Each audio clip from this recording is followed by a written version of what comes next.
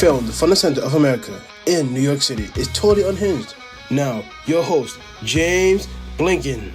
Thank you, Jeremy, and hello, everybody. It's June 25th, 2026, and this is Totally Unhinged. We have a lot to get to today, so let's get right into it. The Knicks won the NBA championships for the first time in 53 years. There was a parade in New York, and everybody's going crazy. Still are. People are acting like we won a war, which we didn't, but close enough. It's just a great vibe that cannot be stopped by anything. Even if Trump being there during Game 4 broke the Knicks' record-breaking playoff winning streak, we'll just forget about that. And I'll just say, my mayor's Muslim, my bagels are Jewish, Trump is a fuck, and Knicks in 5. Also, this is the most basketball-related shirt I have, so I tried. I also, these shoes, like, Knicks colors. Okay, I'll keep going. I don't know how to talk about sports. I barely have the authority to talk about it. There have been some victories on behalf of Americans against Donnie Dementia Trump, seen here sleeping through his son's wedding he skipped. True story, by the way. Well, his name had to be taken off the Kennedy Center because of a federal judge order. Of course, taking off his name attracted a crowd, and then it took them forever to remove the letters. They even tried to put a tarp over it when they took the letters off, but it does not matter. They still got him. It's like saying, I fucked up and took a shit in the middle of the dog park. And even if you have a towel around you, people still see what you're doing. Next, without any use of science, Trump painted the reflecting pool the color of the blue found on the US flag, and that caused an outbreak of algae and the paint to break off at the bottom of the pool. Trump said vandals are responsible, and you know what? He's not wrong. Who are the vandals? Science. It's true. Science will be arrested, while the people who assaulted police officers on January 6th will roam free. Science is not a person, but whoever invented science, we could arrest them, right? Oh, right, they're dead. Though he won't admit it, Trump knows science is a thing. It's in the records. He even believed in climate change once. But anyways, the amount of money put into this stupid project is insane. Over $14 million. For a paint job? That's almost as expensive as Trump's last blowjob payout. So now, the reflecting pool has to be closed and drained again to fix it because of these vandals. But now my question is, who has a big enough tarp to cover this shit up? I think they might have trouble there. Moving on to everyone's favorite middle place, the Middle East, in which J.D. Vance, seen here exploring couch options to fuck, is mediating peace between our country and Iran. But it's more like we're conceding and letting Iran get everything they want and more. But Vance said Iran agreed to nuclear inspections. That was the same deal Obama had, which is the same deal Trump threw out. So he's just taking credit for this deal and saying it's his. Fuck! Why? Why does this happen? But of course the best part is Pope killer J.D. Vance, seen here pulling out snot gold, was Trump's person to send to these mediations.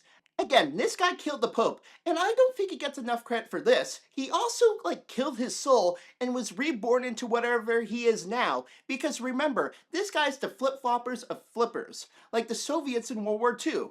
Point is, this is also a fucked situation. And if you don't know your USSR history during World War II, that's not my place. They flipped. It's also infuriating. Nobody knew what a Strait or Hormuz was before this damn war. And now, when either of those words are brought up, people have active PTSD. I just hope for the good of the country, the Iranian people who've been dealing with this war actively, and the world, we could be done with this damn war.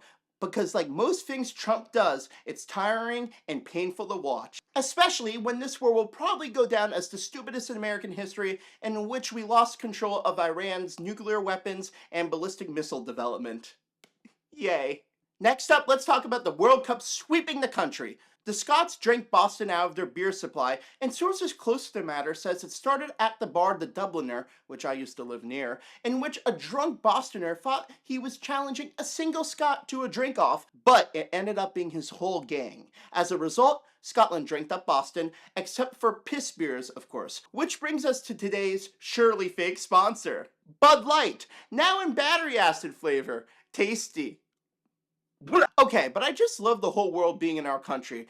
We had a couple of bad days of weather in New York earlier this week. Does not matter. The Norwegians are out partying like it's 1969. Except there's no 19. The 19 was taken by Epstein, but honestly, she was almost too old for him. You think I could go a whole episode without making an Epstein joke? Come on. Yes, the World Cup is great, except if you're a New Jersey transit commuter or just living in America trying to do your daily life with so much more traffic and whatever. Okay, before we get off the subject of the World Cup, I want to briefly touch on the topic of us. America calling football soccer. I get it, we don't want to confuse it with concussion tag, and there are other countries who call football soccer. But honestly, I feel like we as the United States are the nerd in the room here. I want to be with the other countries who call soccer football.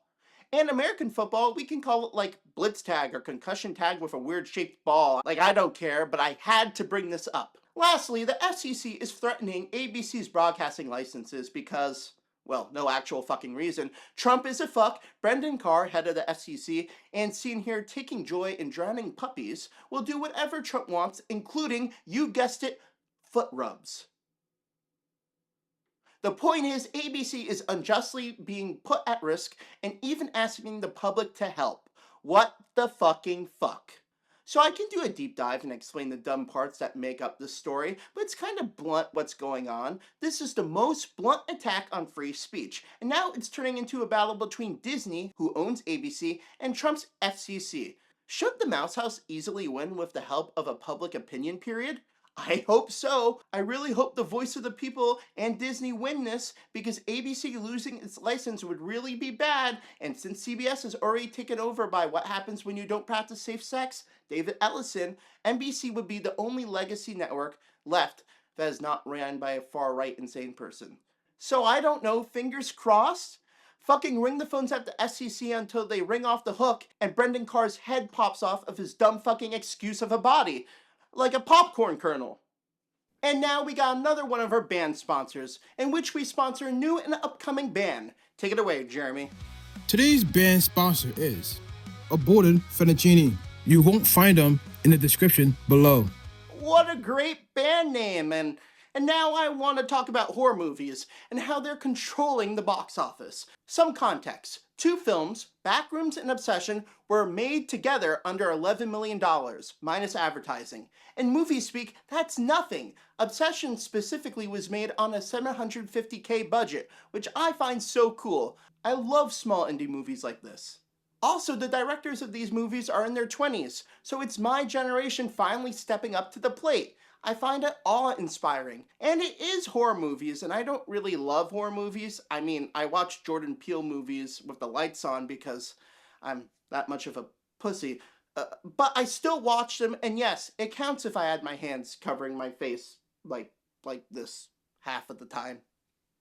I think another great thing coming from this is that both of these movies are actually making money. Like, Backrooms beat the new Star Wars movie financially at the domestic box office in America, and Obsession broke a record held by E.T. by getting more money weekend over weekend, which is unheard of nowadays in the movie industry. Usually movies drop like 40 to 60% on their second weekend. Obsession gained 30% more in its second weekend and continued to gain more on its third weekend too. That's crazy! So people, especially younger people, are liking these movies.